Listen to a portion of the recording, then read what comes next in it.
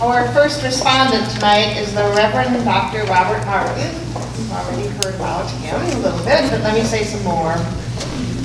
Robert Martin currently is Dean and Professor of Christian Formation and Leadership at Wesley Theological Seminary in Washington, D.C. He grew up in Louisiana. He was ordained in the Louisiana Conference of the United Methodist Church. Presently, Dr. Martin is an elder in the Missouri Conference of the United Methodist Church. Welcome home. Prior to his appointment at Wesley in 2013, he served on the faculties of St. Paul's School of Theology and Yale Divinity School in New Haven. Dr. Martin earned his Ph.D. in practical theology from Princeton Theological Seminary. Presently, he commutes between Washington, D.C. and Kansas City, Missouri. He is married to Carol Frame and is blessed with 2 daughters. Dr. Martin came to know Dr. Chun as a faculty colleague in 2000 when he joined the faculty at St. Paul. And in 2003, he accompanied Dr. Chun on an immersion experience to South Korea and China. Then in about 2005 or so, Dr. Martin, as director of our DMIN program, our Doctor of Ministry program, helped organize and co-teach 3 Korean Doctor of Ministry tracks led by Dr. Chun. The 3rd cohort from the Korean Doctor of Ministry track will be graduating tomorrow. Welcome, Robert Martin. Good to have you back.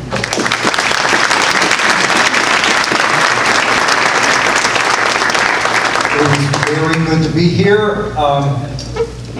I'm back home. It just feels so good. It's wonderful to look out on so many faces. I haven't been able to say hi to you all, but I feel very warmly welcomed here, and I'm so excited to be here. Congratulations on your retirement. That is terrific, wonderful. I spent a number of weeks. I'm going to Korea tomorrow to lecture for a week, and it'll be my 11th time. 10 times I went to Korea with this fine gentleman, spending weeks at a time, knowing him intimately during those weeks. And so to Helena and to Haesuk, condolences.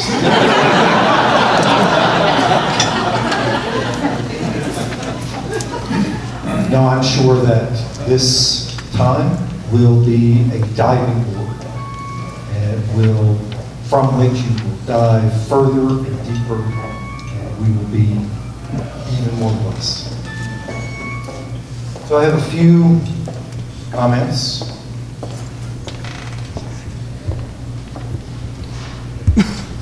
Dr. Chun gave you a wonderful lecture about what is very problematic, seriously problematic. And so I want to turn our attention to 3 ways in which Dr. Chun and so many of St. Paul faculty and so many of our theological faculty all around this country and this world are living in such a way that it gives us answers to the problem of identity, living into it. That is, adopting the spiritual discipline and patterns by which we are dwelling more fully in the divine life, so that the divine life, comes and manifests itself in and through us. And so it's in these kinds of luminary figures that we find clues for our own edification and our life forward. And so I want to talk about 3. For me, Dr. Chun is the most enthusiastic person on the face of the earth. When we go to Korea, given the long trip over there, I'm dead, beat, washed up. Young Ho has only begun. It's as if when he gets to Korea, he gets a dose of adrenaline that lasts the entire time. So that every night when I'm ready to go to bed, he has just started his 3rd or 4th wind. He is an Energizer bunny par excellence. Is that not true? Many people confuse enthusiasm with passion. And they confuse spiritual vitality and theological clarity with passion. And so if we're passionate enough, if we believe enough, if I don't have any doubt, then what I believe must be true and faithful and right and good. Well, there are lots of people who believe fervently and do enormous evil.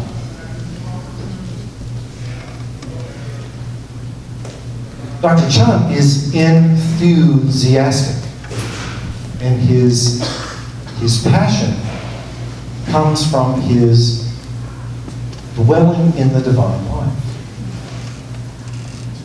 And so I want to mark the enthusiasm that he generates around theology, not as an abstract discipline, not as just a discipline of abstract analysis, but as a lifestyle, as a logos, as a way of life. And so you go with him in and through Korea. You go into his classes and you meditate and you contemplate with him. And you hear how the lecture follows his own prayer. Enthusiasm. And where is the enthusiasm generated? How is it generated? By inspiration. That is the infilling of the Spirit. The filling by which the Holy Spirit changes our lives.